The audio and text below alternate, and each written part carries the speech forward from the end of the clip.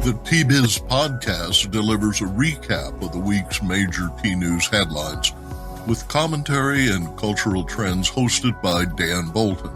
T-Biz is the voice of origin for tea professionals and enthusiasts worldwide. Think of us as a digital caravan of storytellers, bringing authentic, authoritative, and exclusive stories to you weekly from the tea lands.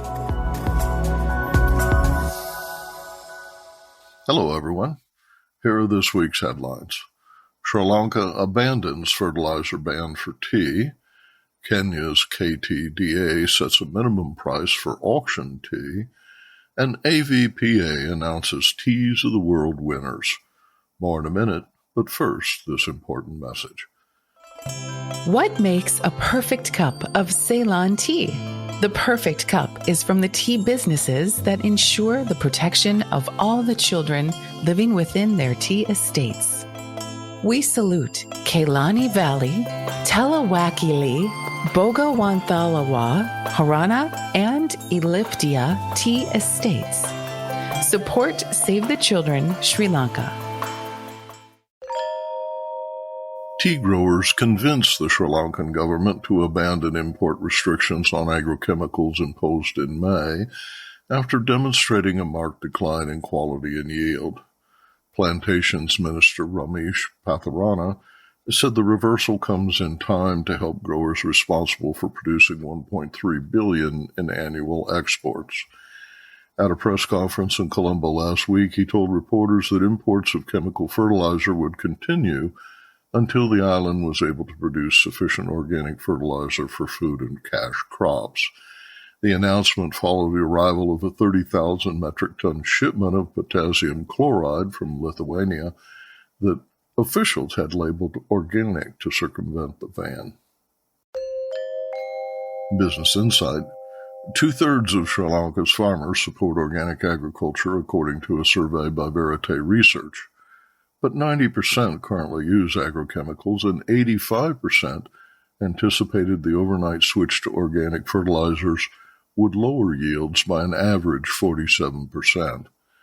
The more than 1,000 farmers who participated in the Farmers' Pulse telephone survey this summer said the transition should be gradual and that Sri Lanka needs a standardized supply of organic alternatives to combat weeds, pests, and adequately feed their plants.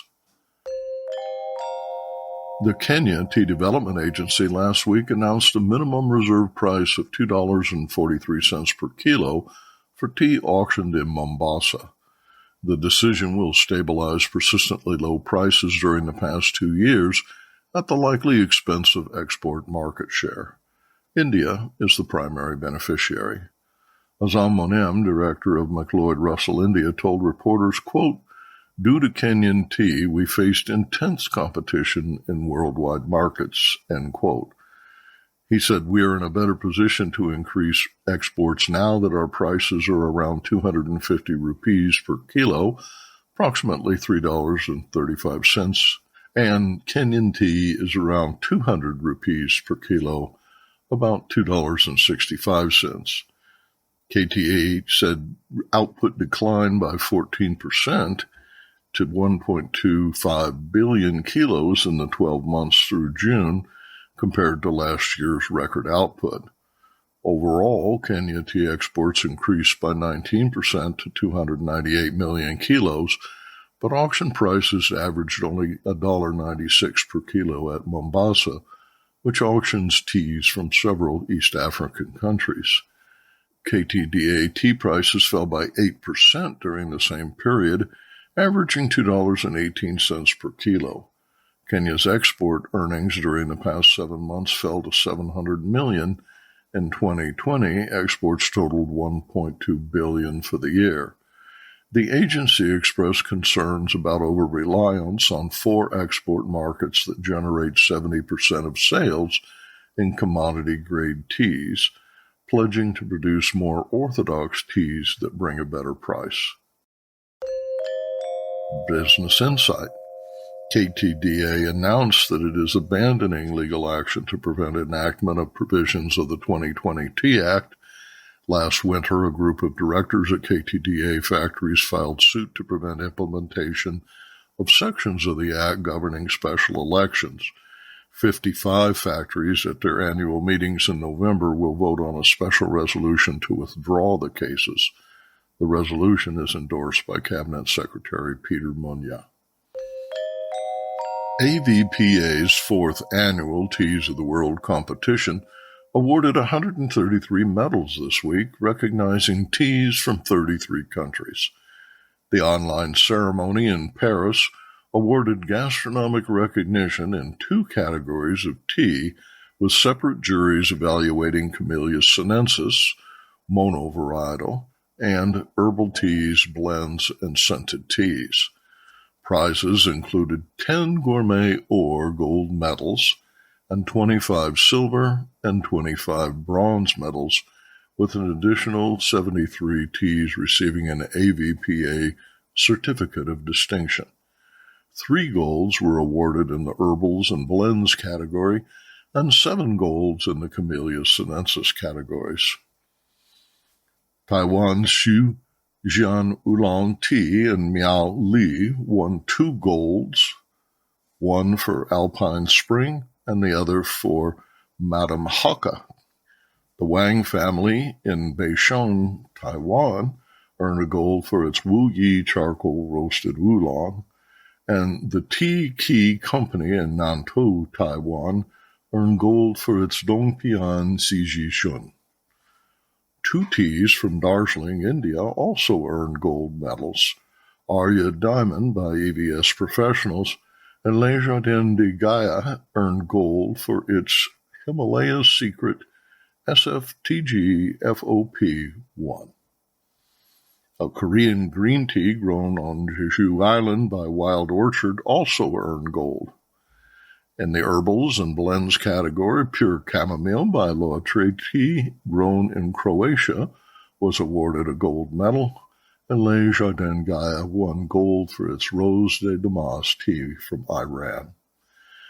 And Silis & Company from Greece won gold for its Cretan Mountain Tea, grown on Tofio, Crete. See a complete list of winners on the Tea-Biz blog. Business Insight.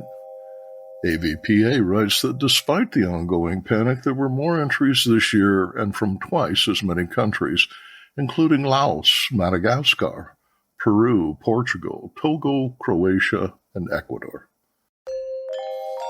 Arvinda Anantharaman in Bengaluru reports on India's tea auction prices.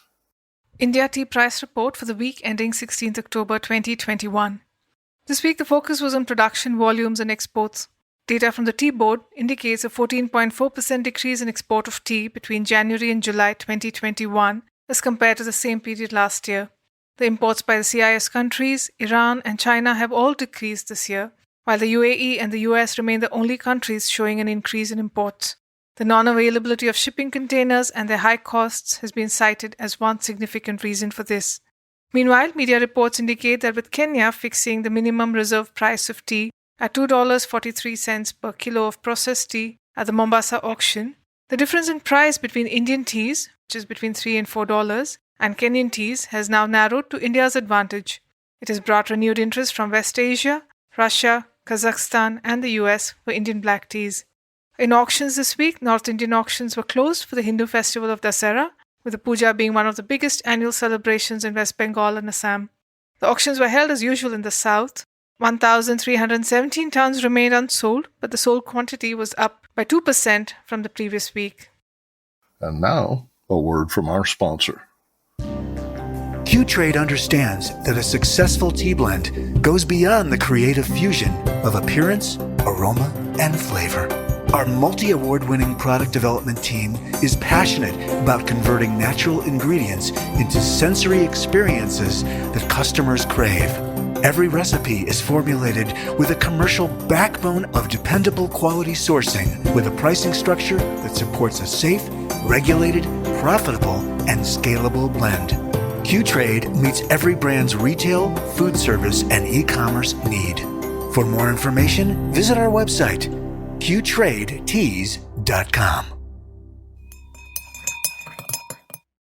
This week, T-Biz travels to Calcutta, India, for an in-depth conversation with Harakat Harki Sidhu, Rainforest Alliance India's Consulting Program Coordinator for Sustainable Landscapes and Livelihoods. Harki is an expert in mechanical tea harvesters. He makes a compelling argument for improving tea quality using labor hours gained on farms that invest in these time-saving machines. Mechanical harvesting gets a bad rap.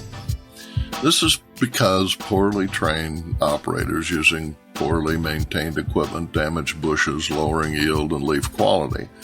The simple routines such as level trimming and a single long sweep in one direction over half the plucking plane produces excellent leaf.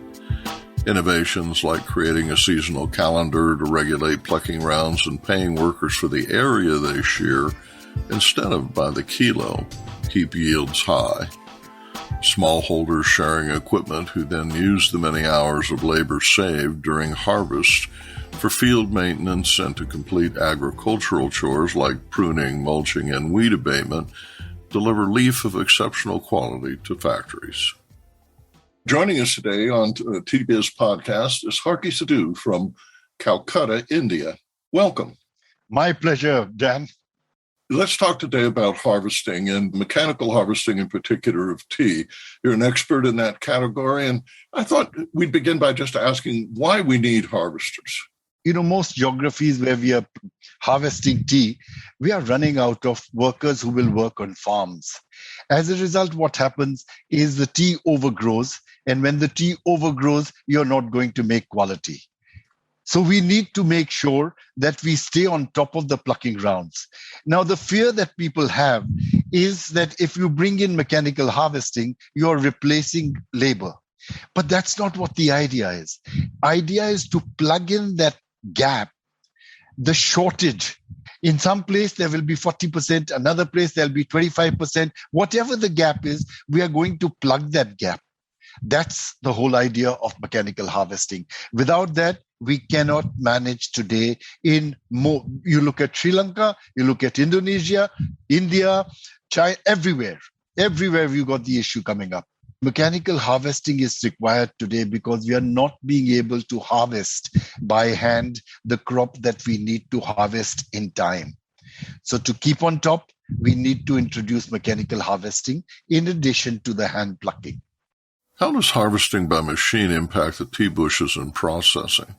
See, the difference between a harvester and hand plucking is that hand plucking, the plucker can selectively leave fish leaf and other leaf whenever required. Harvester, we go non-selective at a particular height. And the idea is to maintain that, because if in a mechanical harvester you go up and down, you will have problems with taking stock in.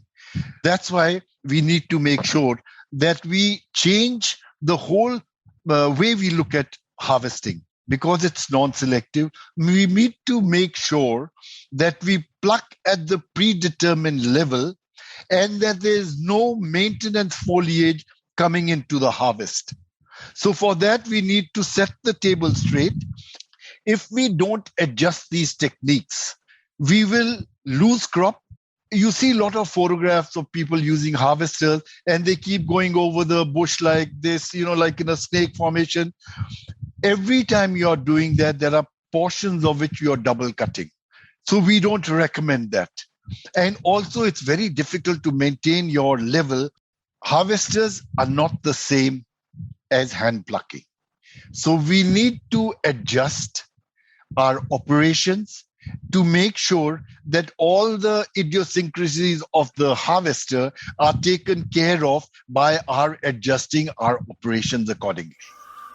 Could you talk about the economics of mechanical harvesters? You don't need discussion on it. It is so simple.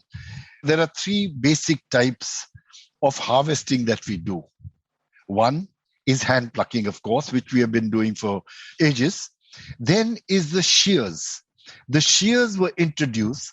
They are like scissors, and we call them semi-mechanical harvesters.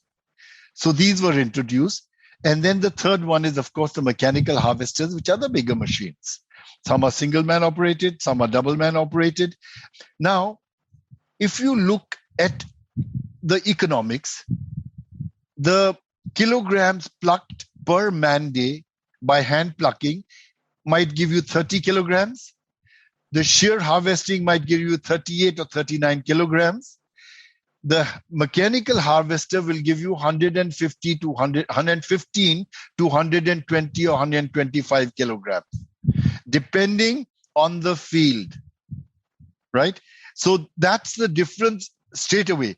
So there is a 20 to 23% saving on man days when you are doing shear harvesting.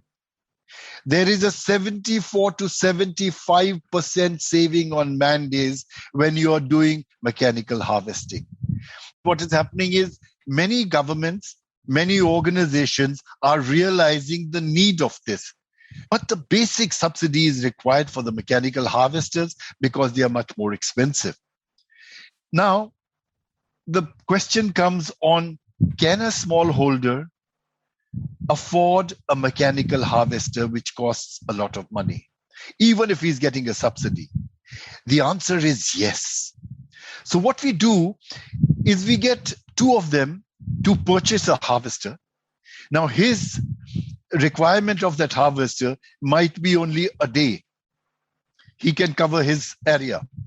So they will charge the rest of the farmers around to do the harvesting for them and charge them per area, whatever area they've got.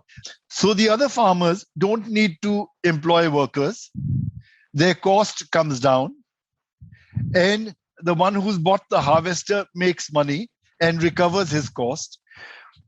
In plantations and in smallholders a little more, but in plantations, the return on investment is 7 to 8 months. That's why we encourage people to go in for mechanical harvesting. The life of the harvester, we consider 2 years. So after 2 years, they cannibalize the few harvesters to make into a new one and buy a new one. The smallholder actually has always an issue with money. As soon as you tell him it costs so much, he says, oh my God. So then they go in for cheap harvesters, which actually are half the price, but create double the damage. Your quality goes down, your crops go down. The life of the harvester is shorter, so you're buying a new one. So we encourage them to follow certain principles on maintenance and to buy good equipment. Pay for it, and it'll pay for itself. Quality has often been questioned when the use of mechanical harvesters is involved. Will you talk to us about why quality does not suffer when one uses a mechanical harvesting strategy? The quality actually improves. I'll tell you why. One is you are getting good leaf. You can get very fine leaf. You decide on the target of your leaf. Most of the time in hand plucking, by default, the leaf is becoming longer because you can't harvest on time. So everything is based on the target shoot. You know, I might say that in second flush in Assam, you can do it in 10 days or 9 days, October. But every place is different. We tell them, you take your target shoot. As you're reaching the target shoot, harvest. When it reaches again, harvest and keep recording the time. This becomes your calendar for next year. So once you've done it for a year, you've got a very clear calendar that I'm going to be 9 days here, 10 days here, 12 days at this time, and 13 days to round off the season. Mm-hmm. Right? So it's so much easier. The harvester buys you all that labor time. It buys Absolutely. You that labor time back to invest in drainage. 74 to 75% saving on labor. Yeah. When you are calculating the gap, you include in this gap all other cultural practices that you should be doing during that period. Otherwise, what he does is everyone is on harvesting. No other job is being done. If you do mechanical harvesting, by just putting a harvester in place to remove the leaf which is on top of a bush, your quality will suffer. you have to alter many things, like I talked about, unidirectional harvesting, making sure that you're not taking any maintenance foliage in your harvest, keeping the level, not going on to kilograms per harvest per man. Now, the biggest problem is they put the machine in and they are paying that man per kilogram. So he takes it a little deep because it's the total kgs. So then the leaf doesn't come back for another 3 weeks because he's done a light skiff. So, it's a chaos. So in 3 months' time, the man's machine goes back into the go down broken because he hasn't taught maintenance. So adjustment of blades, oiling of blades, how often do you do it? If you don't do that, they overheat. When they overheat, they damage your bush and the stock left behind. If you overcome these, which are just training, which is trying to understand what this machine is capable of doing and how you can alter your operations based on this machine. It'll give you quality, fantastic quality.